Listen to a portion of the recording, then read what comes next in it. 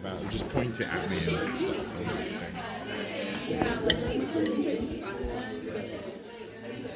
That's it. So I was just there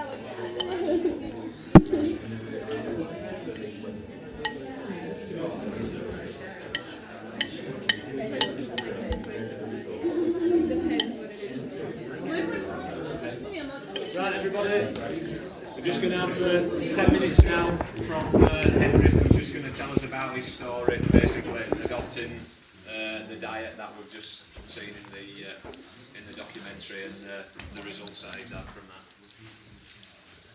Okay, well, just like to say thanks very much for inviting me down tonight to speak to you about what I've actually managed to put into action and how it's changed my life. About a year ago, I was hospitalised with type 2 diabetes, actually in St James's up the road, and I was in there for a couple of weeks on an insulin drip, and I came out of there determined to take the medication and be really well behaved and follow the guidelines, and found pretty soon that not only were the guidelines pretty vague, that no one involved in the process really understood the biomechanics of any of it or any of the pharmacology at all, and that I was just taking medication because that's what people say that you should do. I started to experiment with my diet, and it pretty rapidly came to the conclusion that there's only really two ways that you can deal with diabetes. One of which is a bit of a dead end, which is the Atkins route, which I'm not going to talk about tonight. But you'll end up crashing off that and yo-yoing back because it just simply doesn't contain any carbohydrates at all. Where I ended up and where we have seen tonight is that I became nearly 100% vegan, and within 6 weeks.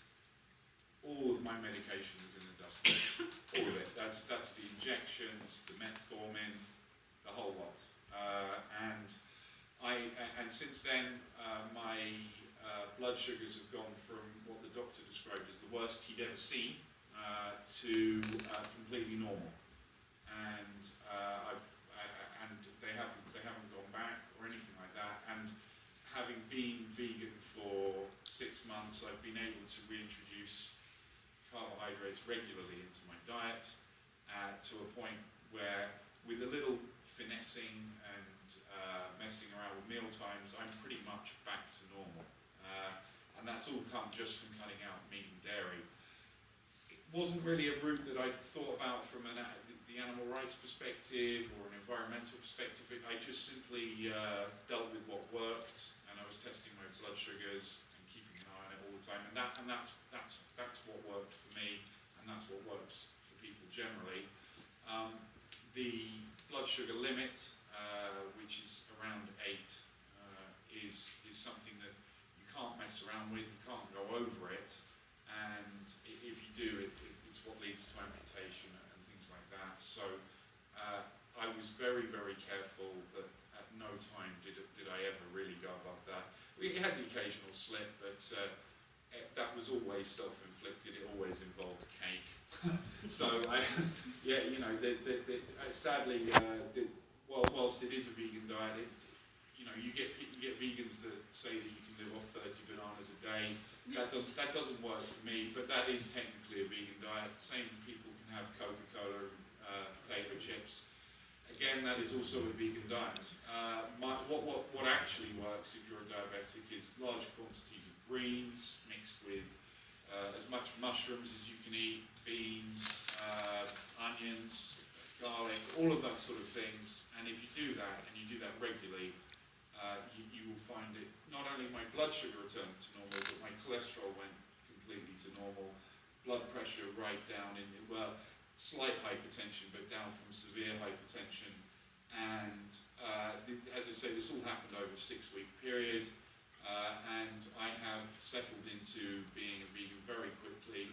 I don't miss sugar. I can now have a few sugars in my coffee, and it's not too much of a problem. But I don't miss embrace the high sugar, high fat lifestyle at all. It is absolutely the animal fat that causes diabetes.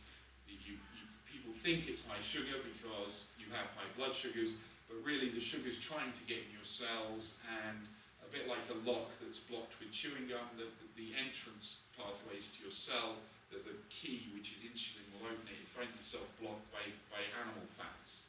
Those animal fats can either come from the animal fats that you've eaten or your own animal fat if you are fat or obese. Now, as soon as you start to switch to the whole food plant-based diet, you do start to lose weight, but that's not really the object of doing it. Obviously, I'm still overweight, but my diabetes is gone. I have to, if I want to lose some more weight, I'm going to have to eat a bit less hummus, and do a bit more exercise. But I'm up to several miles a day walking now. From half a mile was maximum I could manage to begin with, and I just want to say that has worked for me. So. You might be sitting there wondering why it affects you. Well, there's actually enough people here tonight that, apart from me, there's going to be a couple of you that have got it, or it was a random sample of people. So I've got my test kit and as many strips as you want, and it's worth finding out because it's your feet that will be amputated. It's you that will have heart disease, and it's you that will go blind. So. I'm very happy to have a look at that and answer any questions that you might have about diabetes or plant-based diets in general. Please can I ask a question? Yes. Quite a personal one. Do you Yeah. mind saying kind of how many pounds in weight you've lost in those 6 weeks? Yeah, well, in the 6 weeks, I wasn't really monitoring it over those 6 weeks. And what happened was, as soon as I started to be able to eat as many carbs as I wanted to, I cured my diabetes. I stopped losing weight. But from that period at the very start, I was working metrics. I was up at 140 kilos, which is around 22 and a half, 23 stone, and I'm now down to 19 and a half. So whilst I'm not on the surface of it a great advert for vegan vegetarianism, I am over halfway to being normal. But I mean, we're not looking for perfection, we're looking for progress, like the lady said on the film. It's just a little bit every day. I have had the odd slip. I found eggs very difficult to get rid of altogether, but you don't want to eat chicken, Peter. No, I know, but it was very difficult to start with. But actually, as you cut the meat out and you become more mindful of animal welfare and our place on the planet as custodians of the planet rather than the bosses, it suddenly becomes a lot easier. And things that you might have just laughed at, like dairy, like me at 23 stone, if you told me to cut out dairy, I mean, I wouldn't have known what you're talking about. But now, I'm on it completely. I understand about omega-3s and getting your flax seeds in and it being important, but you've just got to start somewhere. And I think cutting the meat out and upping the number of dark greens is a great place to start for anyone. And so that's really worked for me. Did you find it easier to substitute into like the fake meats? No, from once I got on it and I started to read the likes of McDougall and Furman, they were all pointing out that the fake meats, the bacon, and all of that is really processed. It's all processed soy, and you're better off to have the bean itself. And if you've got to have soy milk, which is 1,000 times better than the dairy milk, then whole bean soy milk is the best. So I didn't go with any of the fake meats. Often with diabetes, and with sugar in general, it's about you've got to readjust your whole attitude.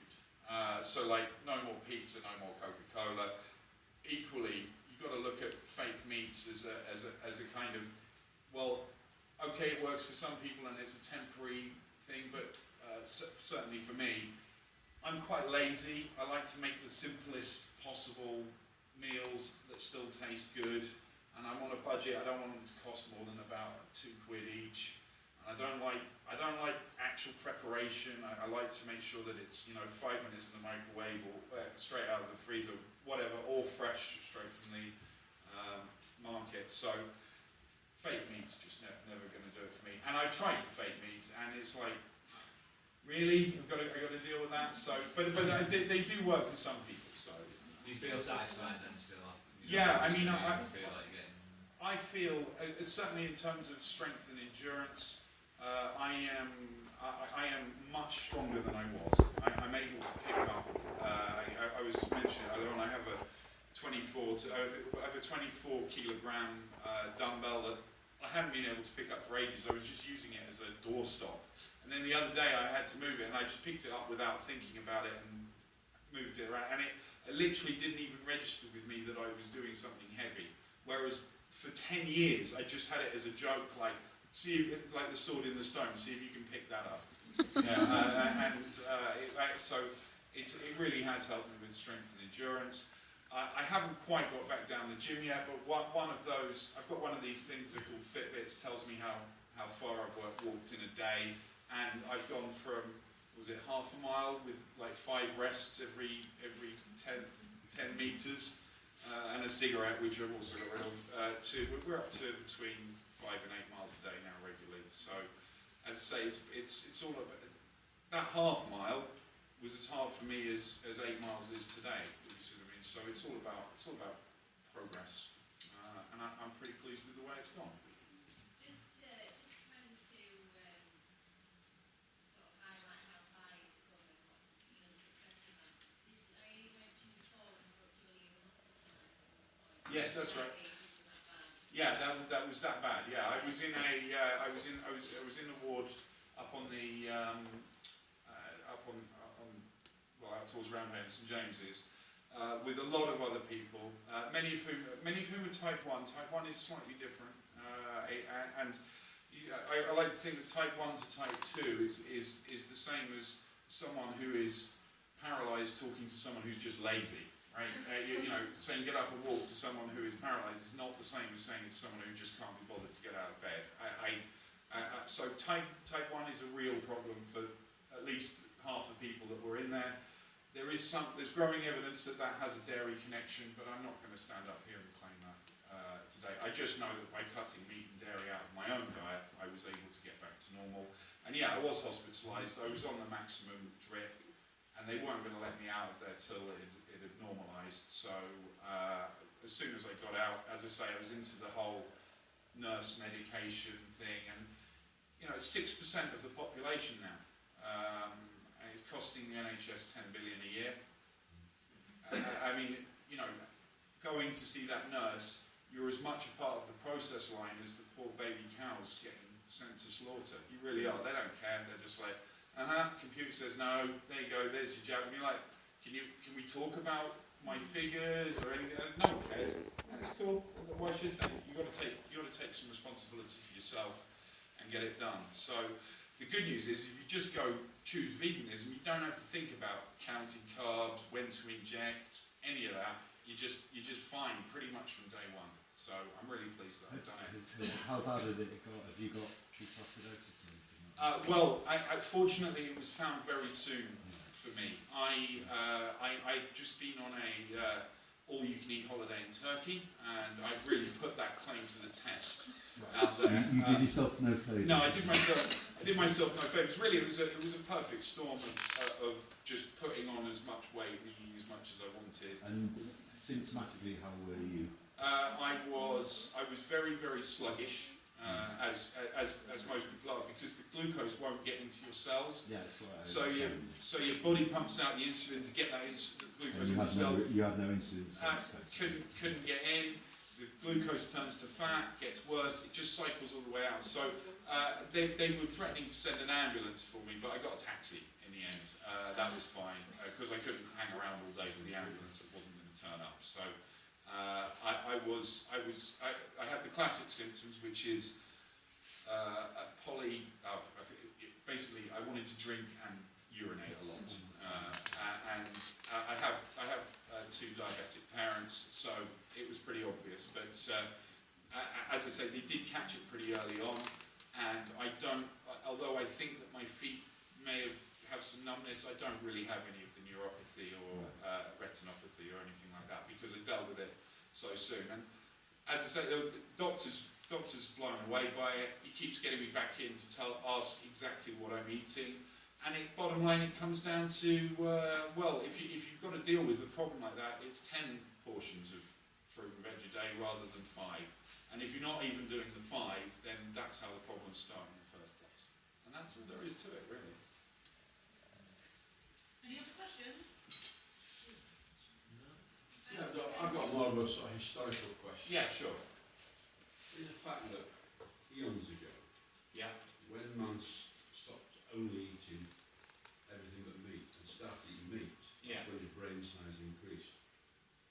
Do you think That's not quite true. Okay. close? I know a little bit about the